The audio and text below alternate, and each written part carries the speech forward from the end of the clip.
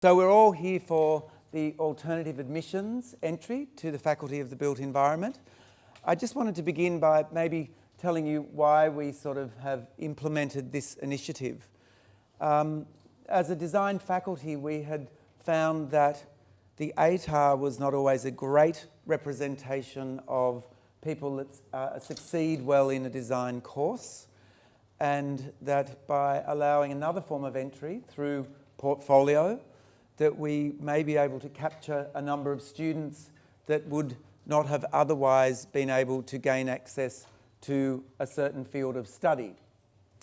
So the interior degree ran it last year for the first time, and we had 80 students who nominated for the selection process. We interviewed 20 of them, and all 20 of them were selected to enter the Bachelor of Interior Architecture in 2014. Those students, I'm very pleased to say, have done very well and are in the above average percentile of their first year. So in a way, early research sort of shows that possibly the ATAR is not the only way we should be looking to select students. So this is a great initiative that we're starting across all of the other design courses within our faculty. So I'm representative of the Bachelor of Interior Architecture, and the other directors in the faculty have felt safe enough to let me talk about the course and the way we're going to get into the course, their courses, that's what I'm trying to say. So I would say it's very important, as all of the degrees have slight variations that are required within the admissions process. So it's very important that you read each particular degree outline and the special admissions requirements that are specific to the degree you want to get into. They're all slightly different. The first component of them is you are asked to respond in a cover letter. So each of the degrees has a slight variation on that cover letter. I'd highlight to you that it's very important to read the requirements for each degree and make sure that you respond appropriately in the cover letter. Because one of the things that we'll be looking for is that as a potential student, you were able to read what was required and to respond accordingly. So that's the first component. The next component is a portfolio. Okay, so that component that we're here to talk about today is specifically the portfolio. Okay, what is a portfolio? Well, a portfolio is a mechanism for conveying your existing skills, personality, and ability to think and make. And the thinking and the making part is really essential to all of these design degrees. And in this case, the portfolio is about your potential to study at the Faculty of the Built Environment. And as a professional, it would be about getting a job. So the portfolio is something as professional designers, architects, industrial designers, landscape architects, we use when we go for a job interview. So it's a part of our language. Who uses one? Well, as I said, most professional industries where skills are documented in a creative manner use portfolios. That really is, there's graphic designers, interior architects, landscape architects, industrial designers, I said that, and probably not bankers. So in the real world, in hard form, these portfolios take many shapes. And people, as I said, use the portfolio to represent the flavour and the personality of their thinking, to assemble, to convey a way that they operate as a professional designer. So people in hard copy in the real world go to extensive ways of contributing to that personality within their portfolio. Always in a designed manner, always considerate that they are designers thinking about how are they speaking about themselves in their portfolio. So what should it look like in this instance? Well, it's really a creative summary of the work you've done. So in some way you need to be thinking about how you shape this portfolio to address the specific degree that you're trying to get into. So obviously landscape architecture has a different flavour to industrial design. So you need to be adjusting your portfolio in that way. Just as if in the professional world a job description described highly skilled AutoCAD operator, you would fill your portfolio with AutoCAD representations so that it conveyed that you were excellent at that job. So you need to again go back to the specific area or field that you're looking to enter, whether it be interior architecture, landscape architecture, and do some research around what a portfolio and what the skill sets are that you might need to convey in that portfolio to us.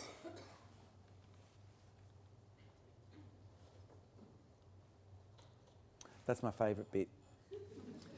Okay, so what are we looking for? I think this is a really good question and one of the most asked questions that we've been asked over the time that we've been running it.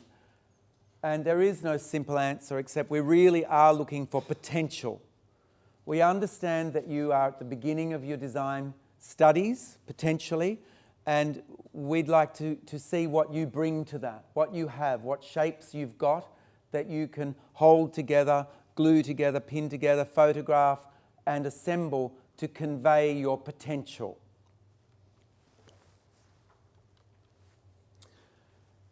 So what should it include? Well, it's about thinking and making. So one of the things we found last year that potential students filled their portfolios with final products. It's really important as well to convey a sense of process that you may have gone through. So from sketches, early thinking to the final product. The thinking and the way you think about the design process is important to us as well, not just the final product. I guess in particular, and it's one of the areas we don't have here, but we had a lot of fashion students who submitted portfolios and they were mostly just the final product and it didn't allow us to access their thinking enough. And possibly in that situation, if you're a fashion student at school or it's an item you're doing in design and technology, make sure you include some of there could be pattern making or the processes that you went through to develop that idea behind the garment that you designed. Because there are similarities within that and what we do within this faculty. They should be crafted so that they're relevant to your area of study, so that you've done some research to understand how what you're including in the portfolio is something that will stand out to the people of that area who are assessing your portfolio. And as I said, it should include working and process type drawings, not just final work. So it should convey a sense of exploration of ideas and the way you have summarised your ideas. The thinking is really important to us. That you're coming to a university and we want to see people that are able to embark on an exploration that involves rigorous thinking and an assembly of design based on that thinking. So it's sort of storytelling. You're telling a story of a process that you might have gone on throughout your studies at school in particular subjects. It should be very specific to you. So I'm not showing a lot of examples from last year that we received on purpose, because I think that in ways that really you'll think, oh, they got in, I'll make it look like that. It needs to be about your personality, the work you've done, and a summary of your thinking of that particular project. Set out and composition, this is probably a tip. It does need to be neat. It does need to be tidy. It doesn't, shouldn't look like it's a mess. It should have some thought and consideration to its composition. Also, and this is a hard one, but boring isn't good. Okay, so it isn't just sort of, it needs to have some vibrancy to what you've done to assemble this thinking. We are a design faculty and we do really value creativity. There you go. So look, just really very simple things like considering alignment and the way you set the pages out. You don't have a lot of pages to do this. Okay, it's only 4 pages, or is it 5? 5, it's 5, I knew that. It's 5 pages. You need to consider how you're setting those pages out so that they look as if they're designed. So not only the work that's contained, the work that you're depicting, but the way you set out the work as well. The composition of the overall 5 pages as a document also needs to be considered. Don't just think about 1 page at a time. Think about this as a whole document and how you might be using the whole document as one artefact and how the pieces of the artefact fall into place to shape that artefact. So there's a composition to the construction of your portfolio. Pretty tricky. Should be interesting. It should have that consideration to the way you've set it out that takes our eye, that makes us stop for a minute and think, this person's considered the way this thing is set out.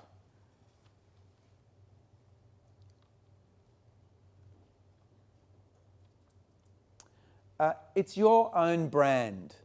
I can't sort of emphasize this enough. It needs to be very representative of you and your brand.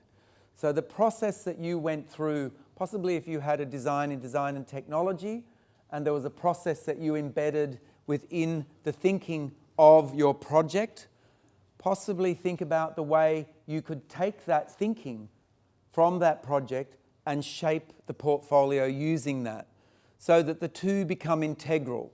The portfolio and the product become one rather than separate items. That might bring a bit of individuality to the project. So people take many tacks with their portfolios, so it's not all one look we are looking for, and as I've tried to sort of, and these are hard copy, so you don't have that luxury, so you've got to be a little bit more clever, but I've included these because I wanted to show the breadth of portfolio thinking and making that we see. People go to all very different ways of assembling their brand. So it's a summary of your very best creative outputs that demonstrate an aptitude for study at UNSW built environment.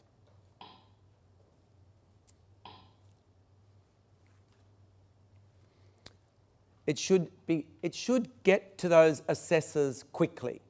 So we might have 100 of them, so it should be clear that your portfolio is clever and assembled well and thoughtfully crafted.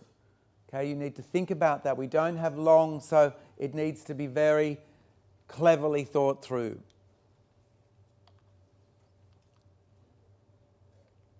Clear, direct, daring, clever, and designed.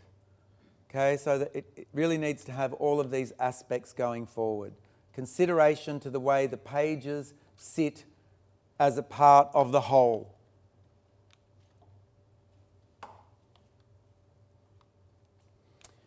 Originality as well. It's not all about a safe way forward. I think if something's going to take our eye, it has an edge that has a slight aspect of risk. There needs to be, we're looking for people that are willing to take that risk to create something new.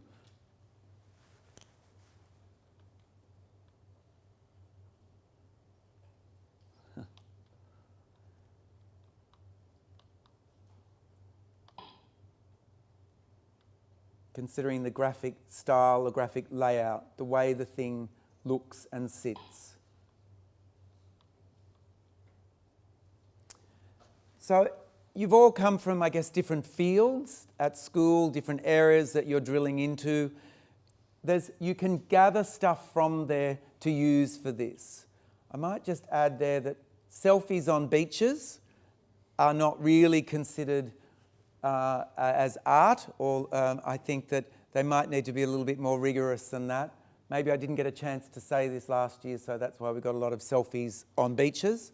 But we are looking for more than that. So there should be consideration of the aspect of the work that you select to be part of the portfolio. Sculpture, drawing, online work, digital work. A lot of the projects one of the projects that was really interesting last year, a student had designed a mobile phone, and the mobile phone, the final product, and it showed all the drawings and the thinking and the working to get to that mobile phone. It was an excellent project, and that student was accepted.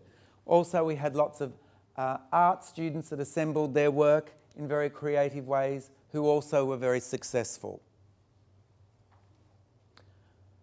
Probably should show a breadth of your skills as well.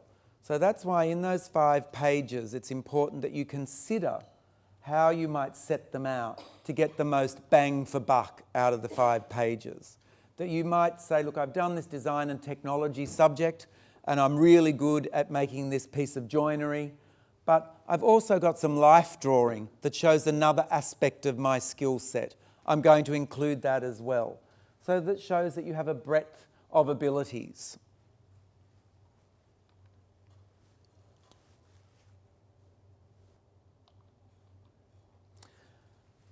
Big red and on a black background means it's serious. It must be your work. It needs to be your work that you're using. It's not somebody else's work. Please. Maybe it was accidental, but if an image is used in a portfolio, it needs to be an image you have taken that represents your work as a photographer. Not that you were very clever at going onto the World Wide Web and selecting an image from Google Images and including that. And we've got technology failure. No, it's a maximum of 5 A4 pages.